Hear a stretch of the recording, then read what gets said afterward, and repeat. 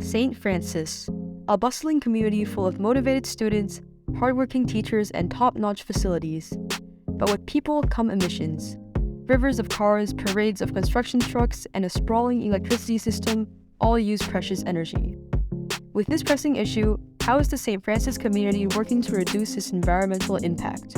So the Environmental Club is doing a lot. We just had our Earth Week celebration. Meet Ms. Thomas, a science teacher at St. Francis passionate about clean energy. Ms. Thomas teaches in the school's new Innovation Center, which puts the school on the forefront of sustainability. And we've added solar panels on top of the library over there. Sensors in the Innovation Center detect the amount of sunlight coming through windows, allowing energy to be saved when lights are not necessary. They also adjust to the amount of sunlight coming in. Building on the sustainable construction of the school's new Innovation Center and cafeteria, St. Francis has an even larger sustainability goal in mind. The goal of St. Francis in the next couple years is going to be to get a sizable number of the cars on our campus off of our campus. One teacher, Mr. Herhold, takes particular effort to reduce his carbon footprint through transportation.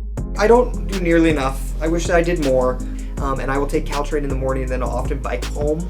My ultimate day is when I bike here and then bike home because that's zero emissions. In fact, Mr. Herhold is the faculty moderator of the Sustainable Commuting Club. I started the Sustainable Commuting Club because I saw that there was a need for some student-driven change on campus. And honestly, it was April that got me very excited about the potential of the club. I like coming by, it's fun. I mean, I get to learn a lot of new things. I'm surprised that I actually enjoy it. We're hoping to work more with Sustainable Commuting Club next year. Thanks to the recent efforts of the student-led group, more students are ditching their polluting cars in favor of bikes or the train. I actually live too far to bike, so I bike to Caltrain and I ride Caltrain to Mountain View Station and then I bike to school. Caltrain's diesel locomotives are more energy efficient at transporting students to school than personal cars are. And in 2024, it'll get even better. So in 2024, Caltrain is going to be getting new trains. They're going to be electric this time instead of diesel. Caltrain's electrification will benefit not only St. Francis students, but students at many different schools. I ride Caltrain to get to and from school in Eastern Palo Alto. Yeah, I've been noticing the new trains every time I go by the warehouse, and they look really cool. They're going to draw power from an overhead wire, and there have been delays and service changes because trains have to run onto a single track while construction crews string the overhead wires. The service changes have not been that bad. It's mostly 5 to 10 minute delays if there are any.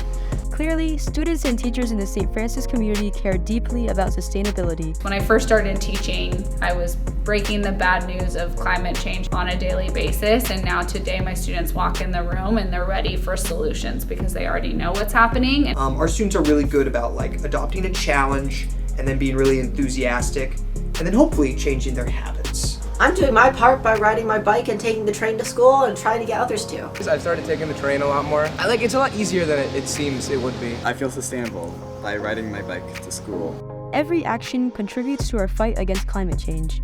The students of St. Francis strive to reduce their carbon footprint every day to ensure a better future. The question now is, what about you? We all need to contribute to these efforts in order to make a future of clean energy possible. Every one of us has a responsibility to do what we can for our planet. We are one, and only with our collective action will we be able to save our planet from the effects of climate change.